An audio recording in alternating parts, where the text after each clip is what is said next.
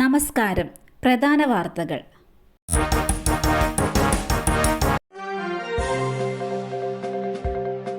Test ക്രിക്കറ്റിൽ നിന്ന് വിരമിക്കൽ പ്രഖ്യാപിച്ച രോഹിത് ശർമ്മ സാമൂഹിക മാധ്യമങ്ങളിലൂടെയാണ് താരം ഇക്കാര്യം അറിയിച്ചത്. ഏകദിനത്തിൽ തുടരുമെന്നും രോഹിത് പറഞ്ഞു. 2020 ലോകകപ്പ് കിരീട നേട്ടത്തിന് പിന്നാലെ രോഹിത് അന്താരാഷ്ട്ര 2020 ക്രിക്കറ്റിൽ നിന്നും വിരമിച്ചിരുന്നു. ഞാൻ ടെസ്റ്റ് ക്രിക്കറ്റിൽ നിന്നും വിരമിക്കുന്ന കാര്യം എല്ലാവരെയും അറിയിക്കാൻ ആഗ്രഹിക്കുന്നു.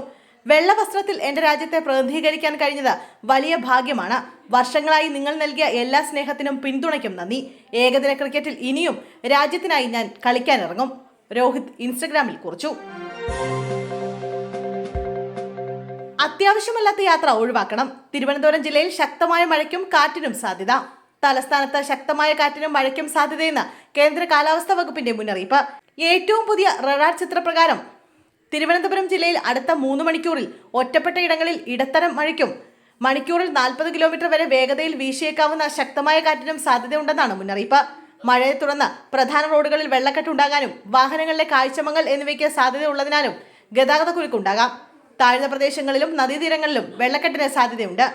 അത്യാവശ്യമല്ലാത്ത യാത്രകൾ ഒഴിവാക്കി ആളുകൾ സുരക്ഷിത മേഖലകളിൽ തുടരണമെന്നും കാലാവസ്ഥാ വകുപ്പ് അറിയിച്ചു. പന്തളത്ത് 4 ഇനം ലഹരി വസ്തുക്കളുമായി യുവാവ് പിടിയിൽ. LSD stamp, hashish oil, MDMA, hybrid കഞ്ചാവ് എന്നിവയാണ് പിടികൂടിയത്. തട്ട സ്വദേശി അഖിൽ രാജു ഡാനിയലാണ് പിടിയിലായത്. പത്തനംതിട്ട എക്സൈസ് കോഡ് പ്രതിയെ ഓടിച്ചിട്ടാണ് പിടികൂടിയത്. പ്രതി സഞ്ചരിച്ചിരുന്ന ബൈക്കും കസ്റ്റഡിയിലെടുത്തിട്ടുണ്ട്. വിളപ്പിൽശാലയിൽ യുവതി ഉൾപ്പെടെ 3 അംഗ സംഘം ഹോട്ടലിലെത്തി അതിക്രമം നടത്തിയതായി പരാതി.